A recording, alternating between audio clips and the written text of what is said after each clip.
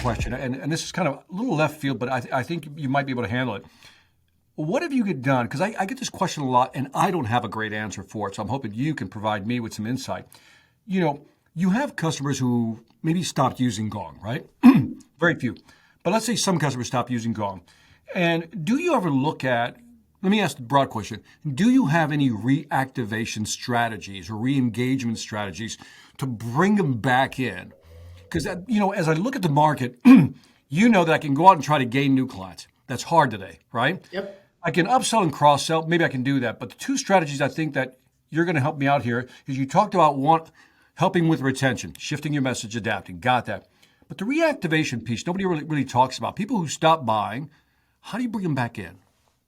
Yeah. So the ones, are you talking specifically of ones who like shifted to a different solution and then we brought them back? It could be one or two, right? They shifted to another solution or simply said, you know what, I don't think it's worth paying that subscription anymore. Yeah. So there's various reasons why they stopped. I'm wondering from just the thought process, what have you done or how would you start bringing people back into the fold depending on whatever reason they have? Yep. So we regularly regain customers that had either dropped off at some point or more typically moved to a different solution because they were very price sensitive. And Gong being the gold standard in revenue intelligence does not come as cheap as some of the other solutions out there. Correct. And so let me touch on that case first, because we literally bring dozens of those every quarter that shift back to Gong. So we listen to those customers, and many times we send a third-party company to do what's known in the industry as a win-loss analysis, where they just call them and say, hey, we know you were a Gong customer. We were engaged by Gong to just ask you a few questions. We're not trying to sell you anything, so you can let your guards down. We don't work for Gong. We're not salespeople. We just want to ask you a few questions about what made you shift to another solution and how's it going. And armed with those learnings, we can go to those customers who we think we can get back. I'll give you an example.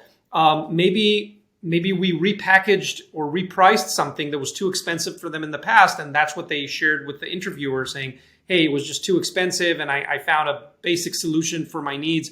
And while it's not as good as Gong, it was half the price, so I decided to switch to that. Well, now we might have a comparable basic solution that's still better than the competition, but is priced much more comfortably and affordably. So we'll offer that.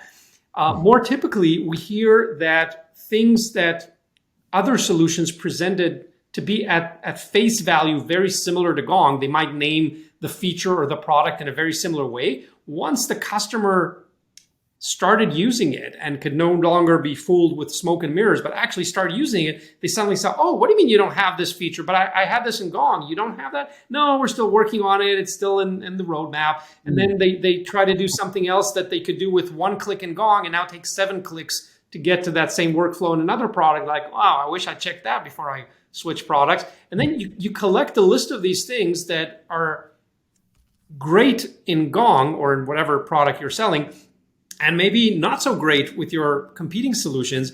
And you share those frustrations or ask about them to the customers and then give them an offer they can't refuse. So, it could be something like this. I know you were using Gong in the past, and I believe you switched to evilcorp.com. And typically what we hear from EvilCorp's customers is that they come across these 3 problems. Have you come across any of these at all? And then they'll usually go, oh my gosh, yes. It's like you've been reading my mind. I can't stand how clunky this process is, and I hate their UI. And, they said they could do so-and-so, but really it's a hollow shell once you go under the hood. We'd love to get Gong back, but we still found it to be difficult to afford. What can you do for us? And then we'll get creative and come with some terms that they can probably afford right now and justify the value. We're never going to compete on price. We're never, ever the cheapest solution unless that is your positioning, right? Because when you go to market, the 2 main branches you need to pick are either one, I'm going to be better, and then you better be able to articulate and demonstrate how you're better so you could charge more, or I'm going to be cheaper. So I don't have to be better. You're not expected to be both. Right? It's kind of a dream come true. If you're both better and cheaper, there's not many solutions like that. Like you can buy a Tesla or you can buy a Toyota. You expect one to be better and one to be cheaper. You don't often expect them both to be in the same product. So if you're better, be ready to articulate and demonstrate how you're better so you can charge more. If you're cheaper, you can say, hey, I've got 80% of the features of the leading product, but I cost half as much. That's the deal you're getting. So you're going to have a market for price conscious customers, and you're going to have a market for the quality premium product. You can't do both, really. Companies who have tried usually fail. You can't do both. Right. You can't serve two masters in this case. You really can't. No, because if you're better, then why aren't you charging more? That's suspicious. You're telling me you're better, but you're charging half as much as the other guys. What's the story with that? Right. So you've got to be consistent and believable. And then if you want to be the cost leader and say, hey, we're just going to be a copycat version of the poor man's version of Gong with 80% of the feature but cost half as much, there's a market for that. There is a market for that. So that's a strategy that we typically use. We collect the experiences of those unfortunate folks who have switched to another product because they thought they were getting a better deal or they had to temporarily shift.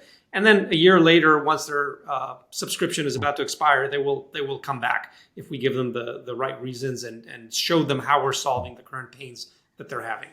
I want to ask you a question. By the way, thank you. That was a great answer, by the way.